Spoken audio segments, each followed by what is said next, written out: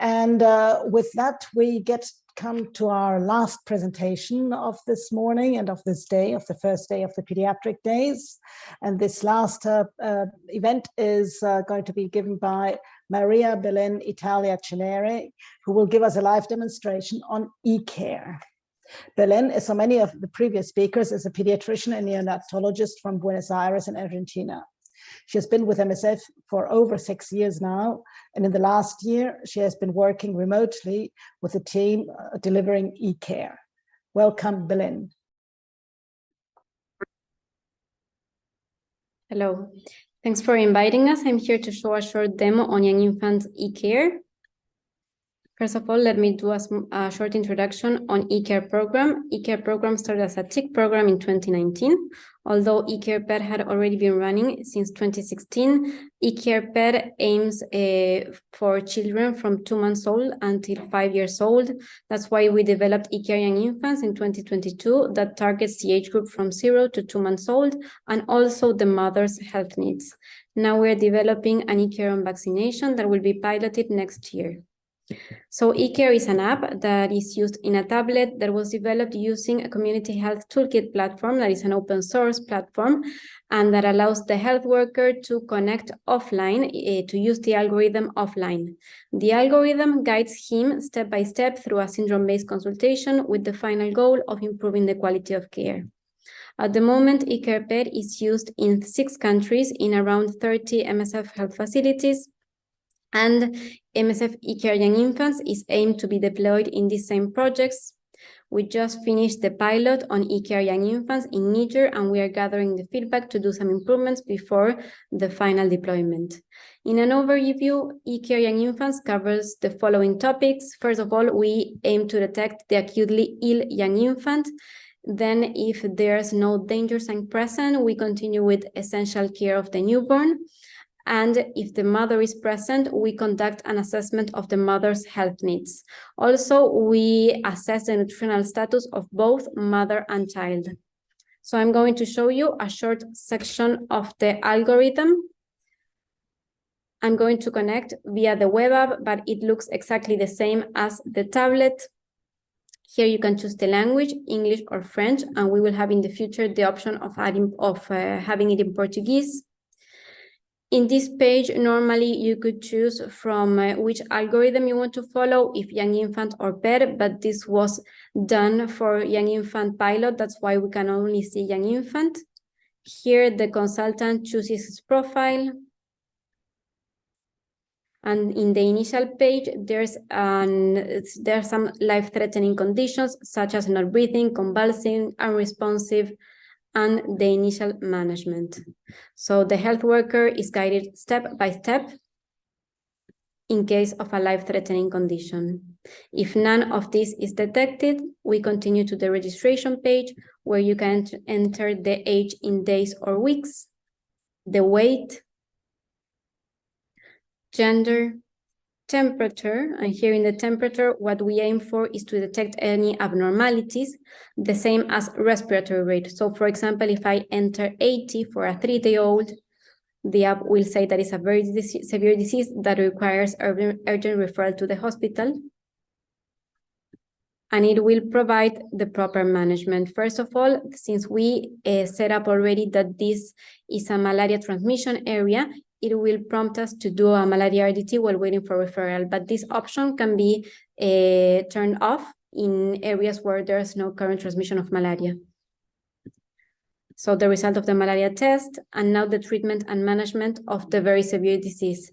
We need to know if referral is possible or not, because we provide both options. So if referral weren't possible, it will prescribe ampicillin and gentamicin, how to prepare and how to administer them, and then how to follow up. Schedule a follow-up in 12 hours for the ampicillin dose and the next day for the ampicillin and gentamicin, and what to do at each follow-up appointment. So now this algorithm is pretty comprehensive, and it can be pretty long or short, depending on the situation. I'm going to show some screenshots on other sections, such as this one, that is an essential newborn care consultation, where we ask for if this is the first time the baby attends a postnatal consultation, if the baby was delivered at home, and if so, how to administer the routine prophylaxis, and how to conduct a complete physical examination to detect any congenital abnormalities.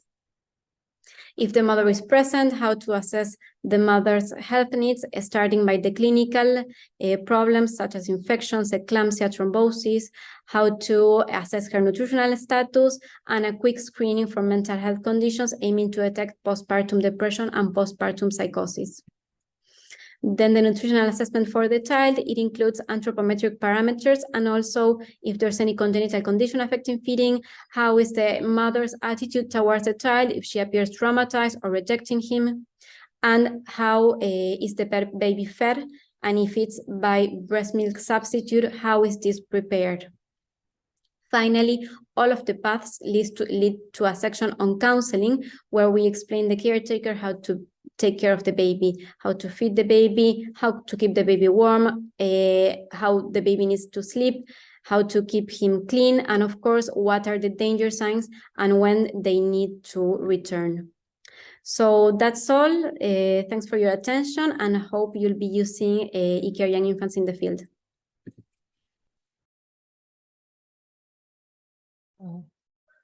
Okay, thank you. Thanks, Belen. This eCare tool is really quite a help, especially in remote settings, and it can be really used for training as well as in working in the field with it. So thank you again, Belen, and thanks to everyone. This was the last presentation of the day, and you can speak to Belen about the eCare tool if you're interested in hearing more about it in conversations over coffee. Once again, you can just go to the button underneath, and of course, don't forget that you can talk also to everyone, or almost everyone, because I'm not sure if everyone will be there, who participated in the zero separation session, also in conversations over coffee. So please do that. We're running a little bit early, but I will just quickly try, before saying goodbye, wrap up a little bit some of the impressions that I have had of the day. It's quite, to tell you the truth, it's a bit difficult. It's quite daunting because the day has been, although it's just half a day, it has been extremely dense, and presentations have all been extremely interesting. Just a reminder of what we talked about in the morning. It was, well, maybe it was not the title of zero separation, but a lot of them had very much to do with zero separation. It had to do how to bring the mother and the baby closer together, about breastfeeding, how to create the environment around our health structures and our health care to support better baby care by including the mothers, by improving best breastfeeding, by providing spaces for mothers and babies to get acquainted and to get better outcomes. The presentation on early skin-to-skin care, okay, it's not kangaroo mother care, but it's very close. You know, there were a lot of questions about what is kangaroo mother care, what is skin-to-skin care. There is, it did show, talking about neurodevelopmental outcomes, that there is a huge benefit in having close skin-to-skin care for young babies right from the beginning and the benefits can be shown years later. So altogether, I would like to just talk about, come back to the very beginning. We said, put the child in the center of our care. While trying to put the child or the baby in the center of our care over time, we in fact forgot that we were putting the child in a silo. We're siloing the child away, thinking that was the best thing for the child, but eventually we're slowly coming back and integrating the child where it belongs, in the center of the family, the community, when it needs medical care, providing that medical care in the most adapted way. And when we say we want zero separation, not to think about what the problems are and what the obstacles could be to provide it, but to have a solution-oriented thinking, to know what is best and then try to find solutions for what is best for the people that are in our care. Words that spring to mind are trust, fear, empowerment, working as teams, and doing it step by step, and not trying to do everything perfectly from day one. It might not be possible, but at least have the right mindset and work towards it. And maybe last but not least, I want to say that when I joined MSF quite a long time ago, as some of you might remember, taking care of newborns was not on the agenda at all. The newborn really didn't factor at all in MSF's care. So I'm absolutely thrilled to be sitting here today, admittedly, a couple of decades later, and seeing that we finally have an entire day dedicated just to the newborn, and that it is not just something that happens in MSF, and that MSF is learning from what is happening outside, and the outside world looks at what is happening in MSF. So thank you so much for all the presentations, for all the enthusiasm. And I'm going to say goodbye for now and wish you a really interesting other 2 days.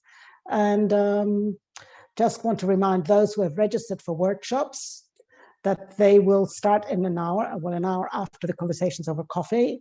And please check your email to find where you're going to meet in the virtual platform. To remember that there is a lot of interactive platforms that you can go, and you can go to the booths, you can go to the poster halls, you can go to the networking lounge, use the chat function. Don't forget to do that all. And once the conversations over coffee start in about 8 minutes, you can meet the presenters in the various chat rooms. So this was a wonderful and inspiring day. I'm already looking forward to tomorrow, and on prevention is better than care, which I will be able to watch as an audience, and Johanna will moderate. Okay, goodbye for now, and see you tomorrow. Bye.